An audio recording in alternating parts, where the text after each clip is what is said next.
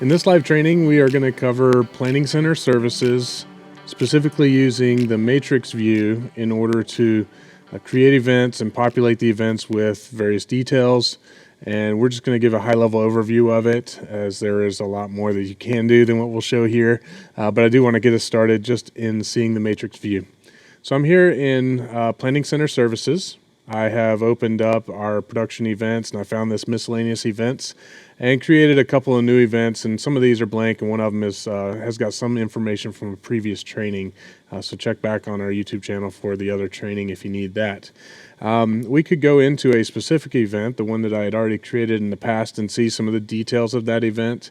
We can see what team members have been scheduled and who has received their notifications, things like that. I can also look at the matrix view right here. So I'm going to go ahead and choose matrix, and it's going to pop up this particular event plus previous events. And so we can actually see in this matrix view, I have some other kind of production event from sometime in the past here. Not really sure what that is, so I'm going to close that one out and look at future events. So I've got the event we were just viewing. We have one the next day, the following day, and the following day, and they're just labeled, unceremoniously 2, 3, and 4. But we can also see now here in the order of service, there is nothing showing in the order of service. We have no plan notes, and we have no production team scheduled for this particular event.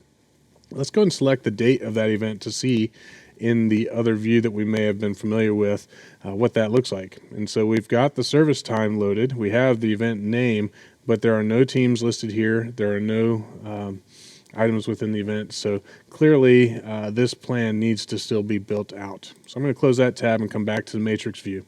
So a few things we can do is go ahead and just drag and drop. So I'm going to drag this header over, the pre-service header.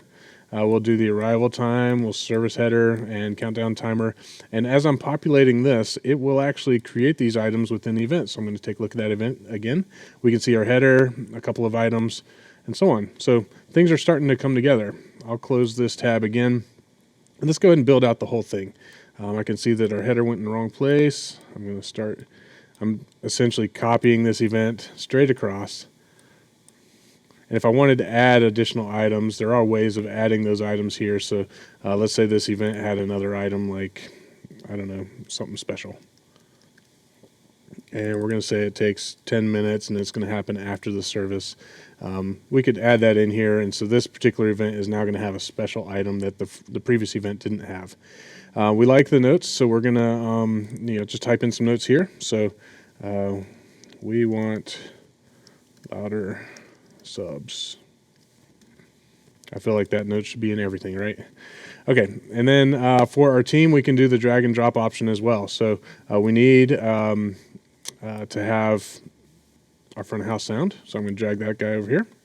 We'll just use the same team, and let's mix things up. Our pro presenter person who is named Clifton Production is actually now going to be our production lead. So if I drop it over here in the lead section instead of the pro presenter section, you can see we have changed slightly some of the stuff that we're doing in this event. Let's go ahead and mix it all up here. Okay, we got those items. We can also schedule a person specifically right here. So I'm going to schedule myself again. And I will likely get this conflict. Okay, so the conflict actually shows that I am already scheduled for another event at the same time, which in fact is this same event. I can choose to actually disregard that conflict. It really is only just putting it up there for just my notice as I'm creating events. So I'm going to go and save that. So now you can see that my name is actually listed in 2 places. I don't know that it's even possible physically to do a camera operator and a video switcher at the same time, but just get a feel for like what we have going on here. Let me actually drag my name up here to broadcast sound engineer, and now it's telling me I've got even more conflicts. I can accept those conflicts, and now I've been scheduled multiple times for the same event.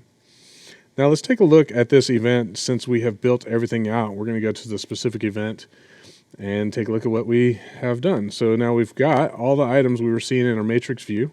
We've got all of our teams scheduled here, and times are listed and so forth. If we were to go to, let's hit the next plan button. This is going to take us to training event 3. Nothing's been built out yet. And as we saw in our matrix view, again, that event hasn't been built. but the timing it would take to build training event 3 to look just like training event 2 in this particular view would be just, I mean, it's a waste of time almost. So the matrix view is what makes this a whole lot easier for us as far as just creating an event quickly. Now from this view, you can send out these notifications to each of the users that have been requested for serving at the event. And you can see the little mail icon, the envelope, next to each of the names of people who have not yet received their notification related to the event. So let's look at what it takes to email them. So up here at the top, we have email these people. And before you hit the next button, we got to make sure we look at what we see here closely. So first, we are emailing the production team only. If there were worship team or service host team, those teams would be here, and we could add or subtract them from our email. We also want to make sure which plans we are including in this emailing. So let's say I only wanted to include the ones from the first event on our list. So I'm going to actually uncheck 19th, 20th, and 21st. So that way I'm only sending emails to the people who are related to the first plan. That's really important because if you are building out, let me cancel so you can see, if you're building out future weeks but you haven't yet settled on the way you want that team to be, you're going to want to narrow down your invites to just the events that you're ready to email. We'll come back in here, emailing, sorry for the wait.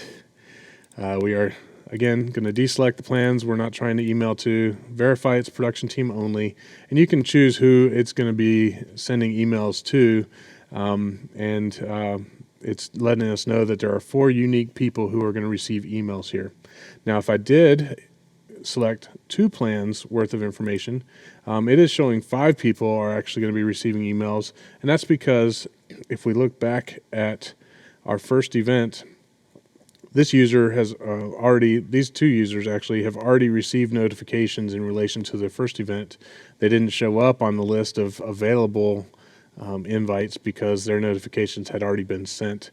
But they show up in the second view, and they are going to be receiving emails if we select the second event as well. So that's why it's showing a different number of folks. Then we choose the next button, and it's going to let us choose a template that we want to use for this. We can just use a template that you've already made. If you needed to edit a new template, you have the availability to edit that template up here. And so it's going to send out this email and send. Now, if we were to take note of some of the options that we have in this email, it's going to give an accept or decline button to them in the email. And since we are sending emails in relation to 2 different events, in the one email, it will show both assignments. So they're not going to get multiple emails when there's multiple assignments. They're just going to get one and have the option to accept or decline within that email. Now, I'm not going to send this email right now just because I feel like there's more scheduling that would need to be done for this event. But I did want to show how quickly you can add and rearrange items within the matrix view. Now, these events don't all have to be from the same event type. In fact, I'm going to go ahead and close down these last 2 events out of our matrix view, and we'll add a new plan. So I'm going to load a plan, and we'll go into something like our En Español campus. We've got an upcoming event May 15th, and so we can see what the order of service was for their event. We can see the team members that had been scheduled within their team, and actually see we've got one of our sound guys that I want to assign over here to an event. So I'm going to actually drag this user over to the sound guy position. I'm going to take out the other user, and now I've actually managed to use the matrix view to gather information from a different plan in order to affect the plans I was actually working on. I may also want to add this particular event item from the other plan into my future plans. And so the matrix view allows for me to see all the different plan types, rearrange things as needed, and you can kind of see some of the freedom and flexibility that you have within the matrix view. Hopefully that covers some of the questions that you may have had about matrix view, and also opens up your mind to think about other options of how you can use Planning Center to your benefit. For more training, just check back and see our YouTube page for various training. We have playlists that have been organized for each of the different training types. Thanks for watching, and we'll see you soon.